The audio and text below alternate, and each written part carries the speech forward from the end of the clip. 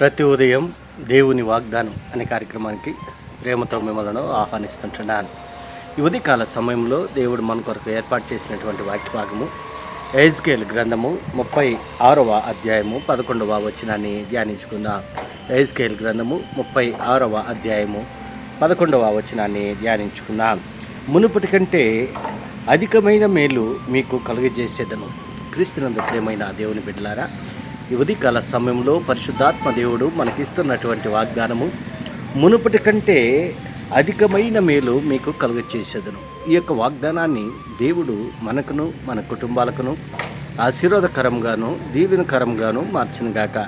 ఈ యొక్క మాటలోనే ఆత్మీయ సత్యాలను ఆత్మీయ అర్థాలను మనం గమనించినట్లయితే, పరిశుద్ధాత్మ దేవుడు ప్రవక్త అయినటువంటి ఎహెజ్కేలుతో ఇశ్రాయేలు యొక్క ప్రజలను ఉద్దేశించి దేవుడు మాట్లాడుతూ ఉంటున్నాడు. మరి మునుపటి కంటే అధికమైనటువంటి మేలులు అనగా, మరి ఇశ్రాయేలు యొక్క ప్రజలు బబులోను చెరలో ఉన్నప్పుడు దేవుడు వారిని బబులోను చెరలో నుండి బయటికి రప్పించిన తరువాత దేవుడు వారితో మాట్లాడుతున్నటువంటి మాటలు, ఇశ్రాయేలు యొక్క ప్రజలను ఏ రీతిగా అయితే ఆశీర్వదించాడు, మరి ఐగుప్తు దేశం మొదలుకొని ఐగుప్తు దేశంలోనే ఆ బానిసత్వంలో నుండి దేవుడు మరి వాగ్దానం చేసినటువంటి భూమికి నడిపించాడు.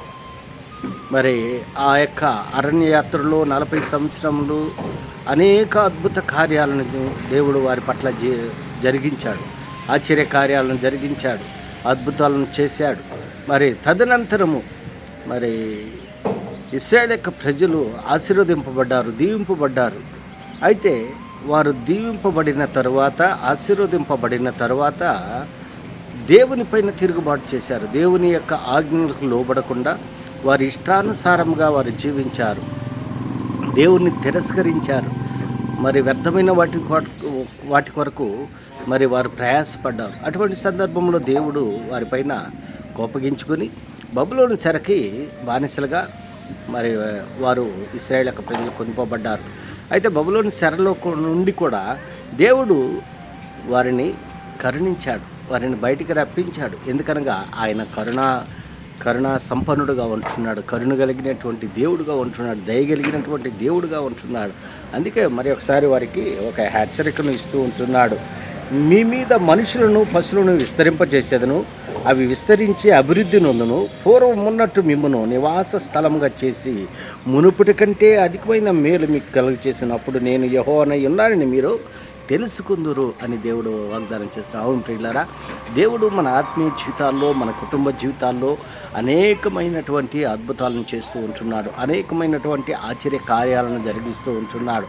అత్యధికమైనటువంటి మేలులతో నేను మిమ్మల్ని తృప్తిపరిచేదను అని దేవుడు వాగ్దానం చేస్తుంటాడు. దేవుడు ఇస్తున్నటువంటి ఈ యొక్క వాగ్దానాన్ని మన జీవితాలకు, మన కుటుంబాలకు అన్వయించుకొని దేవుని యొక్క చిత్తానుసారంగా, దేవుని యొక్క ఆజ్ఞల ప్రకారము, దేవునికి లోబడి, దేవునికి సాక్షార్థమై మనము జీవించినప్పుడు దేవుడు అత్యధికమైన వాటే.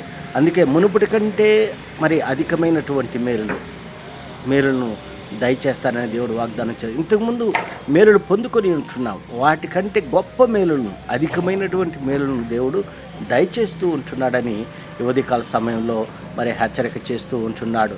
దేవుడు ఇచ్చేటువంటి ఈ యొక్క వాగ్దానాలను, ఈ యొక్క మేలును మన జీవితాలకు స్వీకరించుకొని ఆ వాగ్దానం ప్రకారము మనం బ్రతకాలని ఈ కొద్ది మాటల ద్వారా నేను హెచ్చరిక చేస్తుంటున్నాను. దేవుడి యొక్క మాటలను మరి ఎక్కువగా మీకును మీ కుటుంబాలకును ఆశీర్వాదకరంగాను దీవెనకరంగాను మార్చినగాక. ఆమేన్.